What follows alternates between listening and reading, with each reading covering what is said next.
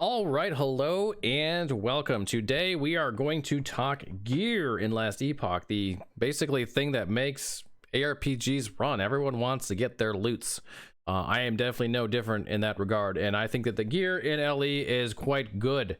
So let's talk about what are your options, especially if you're a new player. This is going to be something that you're really going to want to know about, and so I'm happy to talk to you about it. This is also a companion video to the gear walkthrough guide on max roll, so definitely check that out.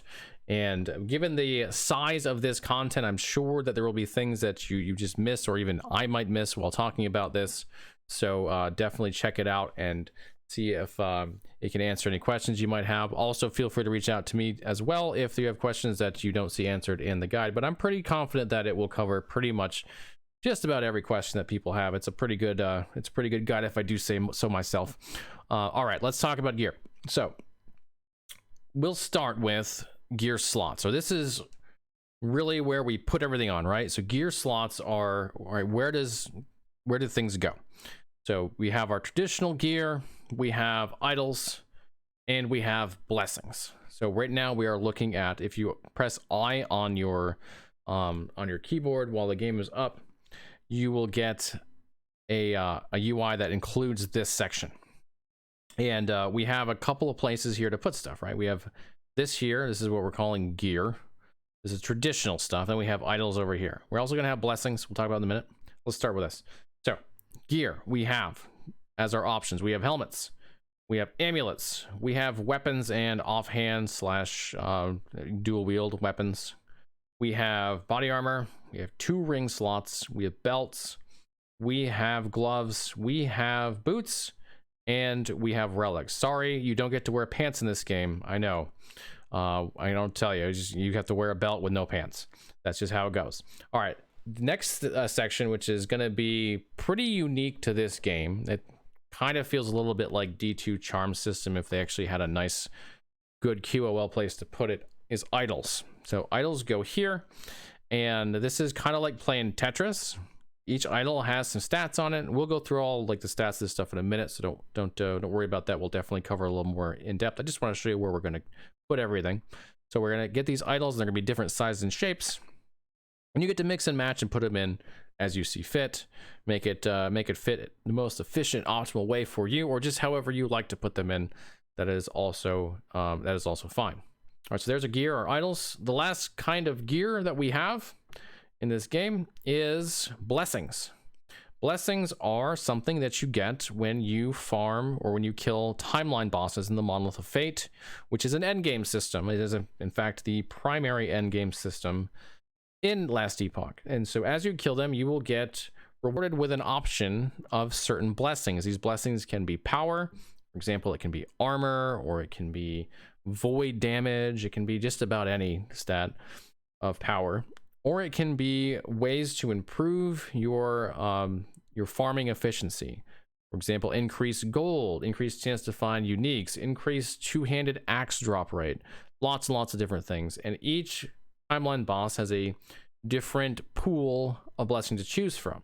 Power ones are exclusive to farming efficiency ones, so a boss that has power blessings will not have farming efficiency, and vice versa. So you never have to choose between power and farming better. That's a strategy that EHG has employed and kept, or they don't want you to have to choose between those 2 options, and I think it's great. This is no different. All right, so that's how blessings work. You're going to farm bosses. You'll get these blessings drop. These blessings have a roll range, just like the other stuff we're going to talk about. And you will choose one, and you can replace it by killing the boss again and choosing a different one if you'd like to. And they also persist throughout all the content, not just the monolith. Once you have a blessing, it is a permanent improvement to your character, regardless of what you are doing in the game. Okay. Let's talk now about, we already talked about all this stuff, already covered it. Good. So let's talk about rarity. This in particular, this applies to traditional gear. So this is like your helmets, your body armor, your weapons, your boots, all that stuff. It doesn't apply to idols. It doesn't apply to blessings. So there are 7 rarities. Yes, I did just count that to make sure.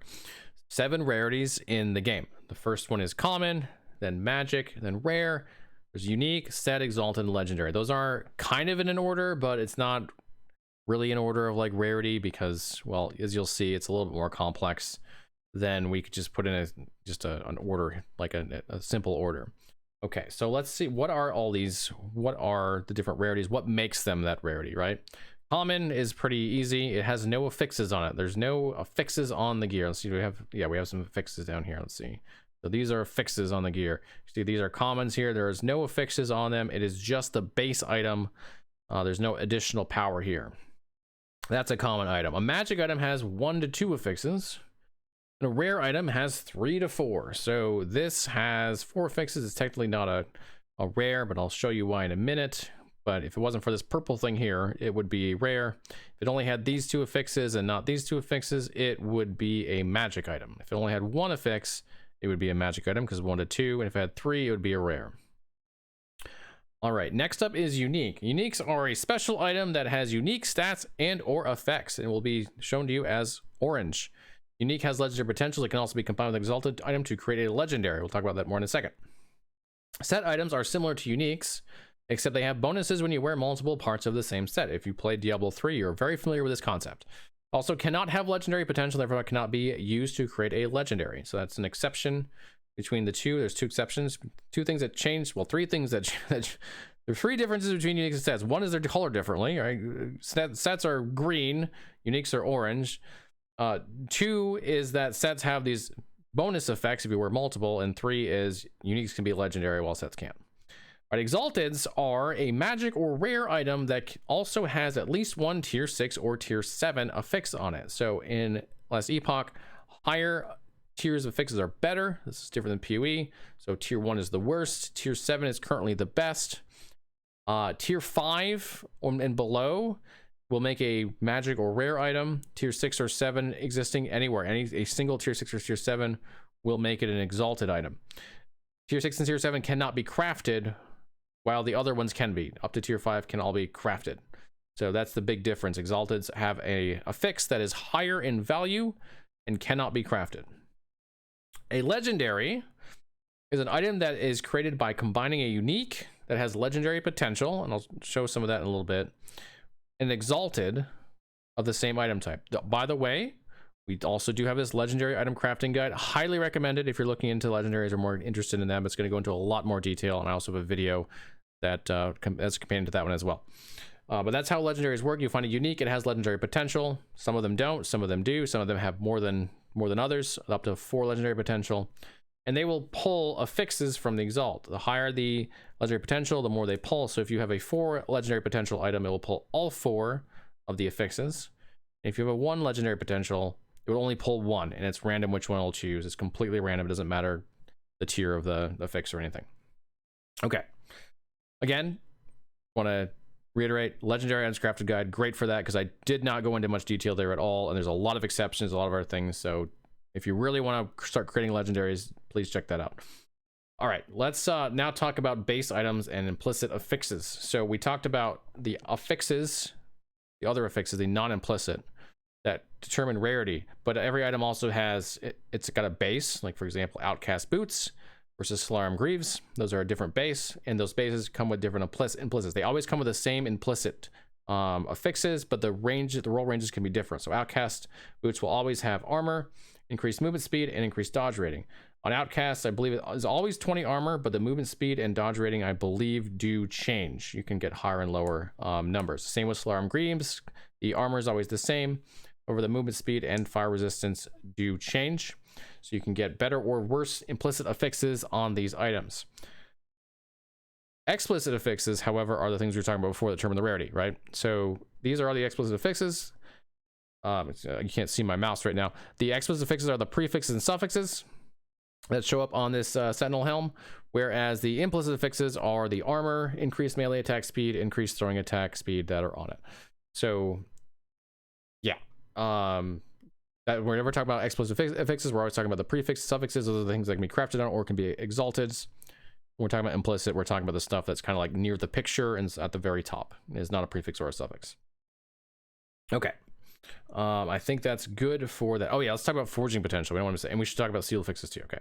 So we can add one more affix on these. So generally, we talked about Rarity being up to 4, right? 4 fixes. We're like, oh, there's 4 fixes in the game, right? There's no more. Well, there's technically 5, but most items will not have them. So you can technically use a glyph of despair to try and seal one of the affixes on an item, prefixes or suffixes, not implicits, which will move it to a 5th slot and open that.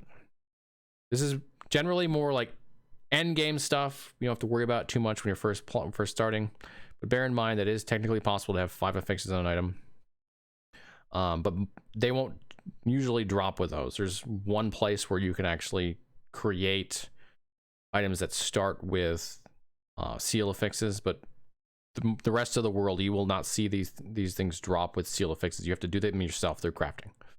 Okay, the other thing to talk about is forging potential. You can see this item has 37 forging potential.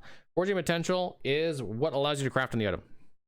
If you have no forging potential, you cannot craft. If you have forging potential, you can craft. How much forging potential is spent, because it costs forging potential to craft, is determined by a number of factors that are best explained in the crafting guide that we have. So I definitely recommend checking that out, where we very much cover forging potential, the cost of it, how it works, RNG, ways to get down the cost of forging potential. All that stuff is in there. Okay, that should be everything for for this. Let's talk about unique affixes. So uniques don't have a specific number of affixes that they cap at. They can go higher. For example, Urzel's Pride has 5 here. They don't have prefixes or suffixes. They don't have tiers. They do often have roll ranges. Although not everyone has roll ranges. Some of them do, some of them don't, as far as every affix in it. And they cannot be crafted on, except for the one thing, which is the legendary potential that we've talked about. So you can see Urzel's Pride here has 3 legendary potential. That means we can take this and slam it with a exalted that's of the right type. This one's not. This is a helmet, but if this was an exalted body armor, we could slam it with Urzel's Pride and pull 3 of the affixes off of it to make a legendary. Outside of that, you cannot craft on uniques. Okay, that's similar again to uniques. They don't have a set. I mean, they do have a set number of affixes, but it's by the item. It's not all sets have a particular number of affixes. They don't all have 4. You can see here we have this sword has 5 affixes on it, while the relic has 4. These are actually a set. They go together. If we wear both of these, we get the increased melee cold damage per 10 health regen, which is technically another affix on these, but it's only active when you have the set. That's the big difference between that and uniques. Other than that, you cannot have legendary potential. You cannot turn sets into legendaries. But outside of that, it shares a lot of the same properties as uniques, with the exceptions of the sets, bonuses that are offered, and not making them legendaries. Okay, we've already talked a bit about legendary fixes, but here's what it looks like so you can get a better feel. So in this scenario, we've taken Morning Frost, which is a unique item, that this one happened to have 2 legendary potential on it. We slammed an exalted into it, and we pulled off the 2 affixes, the 5 vitality and the 20% physical resistance, making this a more powerful item. This is a very cool way of making very, very powerful unique items into even more powerful unique items, or unique items that weren't as good into something that's actually worth wearing. If you want more information on this, we have our legendary items crafting guide. I highly recommend. And if you want information on the temporal sanctum, which is what you'll need to run to make legendaries, we have a guide on that as well. All right, let's go on to idols. Idols are this pretty unique mechanic in this game. Again, it kind of harkens back to D2 charm system. However, it's got its own feel for it by having its own container where you can put these idols. There's a bunch of different sizes of idols that you can have drop in the world, like Small Agonian, Small Ateran are both 1x1. They just have different affixes on them. Here's a 1x2, here's a 2x1, here's a 1x3. They all go all the way up to 4x1s and even 2x2s. And you just have to mix and match however you really want to. What affixes do you want in your gear, and what can you actually fit in to that container to make the best version of whatever build you're trying to make. Now, bear in mind that idols are often, but not always, class specific. 1x1s, 1x2s, and 2x1s are not class specific. However, anything larger is. So if you have a 3x1, it's going to be class specific. Like this is a sentinel. This is a rogue. This is also a rogue. Here's a mage. So which one drops will determine what class can wear it. All right, now what actually drops on these items though? Like, it's cool that we have, you know, all these different idols, but what do they actually give you? So here's some examples of some things that you can get. There's a ton of affixes. Now every idol has 2. Always has 2, never has more than that. And every affix has 1 tier. You know, you don't get tier 1, tier 2, tier 3, tier 4, tier 5 like you do on gear. It's just 1 tier. It can have different roll ranges though, and pretty much almost always does. So here's an example. Here's 2 different idols. These both happen to roll really good chance to cast smite when you hit with throwing attacks, which is a very cool fix that allows you to use throwing to cast a spell. But they roll different suffixes. The left one has chance to shred armor on hit with fire skills, and the right one has block effectiveness. So there's a whole bunch of different combinations you can get. Each idol does have a set pool of affixes. So 2x2 sentinels will only have a certain affixes, whereas 1x3 will have sentinel will have different affixes. Of course, different classes will have different affixes. So a 2x2 acolyte will have very different affixes from a 2x2 sentinel. Okay, so there is one exception to all this stuff. We said, you know, idols always 2 affixes and they only have 1 tier. There's no rarity thing in them, right? Except for one exception, which is you can have unique idols. There are currently only 3. There are probably going to be more at some point, but right now there are 3. There's Singularity, which gives you more hit damage but turns off crit strikes. There's Throne of Ambition, a historically very powerful idol that gives you lots of damage and armor. And there's Trinity of Flames, which does some stuff with crit and ignite. Outside of that, though, every other one's the same, technically, rarity. There are rarer affixes, but they're the same rarity of the idols. And then there are the uniques that, you know, these exist. You can actually see in here we're wearing, and not in that one, where is it? Up here, I think it was. Are we wearing one of the idol thing? Yeah, here we go. Here, this is Throne of Ambition. You can see to the left side of the idol slot. So that's actually unique being slotted in there with the regular idols. Okay. What do we got next? We have blessings. All right, so blessings we talked about a bit, but let's go through a little bit more detail about blessings. So here's some examples of blessings. So here's Binds of Nature, increased poison damage. So this will drop off of a particular boss. And then we've got Arrogance of Argentis, which is an increased helmet drop. So you can see here some of the stats that exist. Again, like each one of these blessing slots that you see below, there's what, 3, 6, 10, corresponds to a different boss in the game. So that slot will always be for that boss.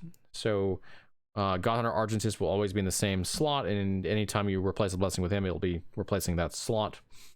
Also, it's really good to know that there are empowered and there are regular Monoliths of Fate timelines. If you haven't got the end of the end game yet, don't worry too much about this. Just know that as you progress through the end game, you will get access to higher quality, higher roll blessings. So don't worry too much about farming blessings until you get to the empowered timelines, because that's where the really juicy blessings that we're all after are going to be. All right, I think that covers everything for blessings. Also, if you want more information on blessings, on where they exist, on the empowered stuff I was talking about, empowered blessings, Monolith Beginner Guide is a great place to go for that. Another article on Max Roll. All right, let's talk about Smart Loot, and then we are done. So Smart Loot is a system that makes it more likely that you will get gear that is applicable to your class. So there are certain gear slots that are class specific. We talked about certain idols. Idols aren't completely class specific, but some idols are. So if you're playing a Sentinel, you are far more likely to see Sentinel idols than you are to see, say, Mage idols. You're still very likely to see non-class specific idols, but the specific ones are much more likely to be for you than for another class. You can still see other classes, but it's going to be much rarer. This also goes for your body armor, it goes for your helmet, and it goes for your relics. Those are all class specific, at least for the most part. There's a couple of exceptions in relics, but those are low level stuff. Most people are wearing class specific relics, and so you're going to be much more likely to see a class specific relic than you are to see some other classes relic. Again, Sentinel won't see many Mage relics, but they'll see lots of Sentinel relics. There are also some cases where certain weapons are not applicable. The biggest example of this is bows, which are only rogue. So if you're not playing a rogue, you're very unlikely to see a bow. While if you're playing a rogue, you're much more likely to see bows. All right, that's a smart loot. That is all of the gear types, rarities, everything that you can effectively get in the game as of 0.9 is covered here. Hopefully that gets you a good start. Of course, feel free to come back and check out this guide and go through it in more detail. Feel free to ask me questions if you have any in the comment section, or while I'm streaming, I'll be streaming this game a ton, of course. And also anywhere else you find me, like my Discord, I'm happy to answer any questions you have. All right, I hope you have a great time hunting for your gear in Last Epoch. I'll see you all again real soon.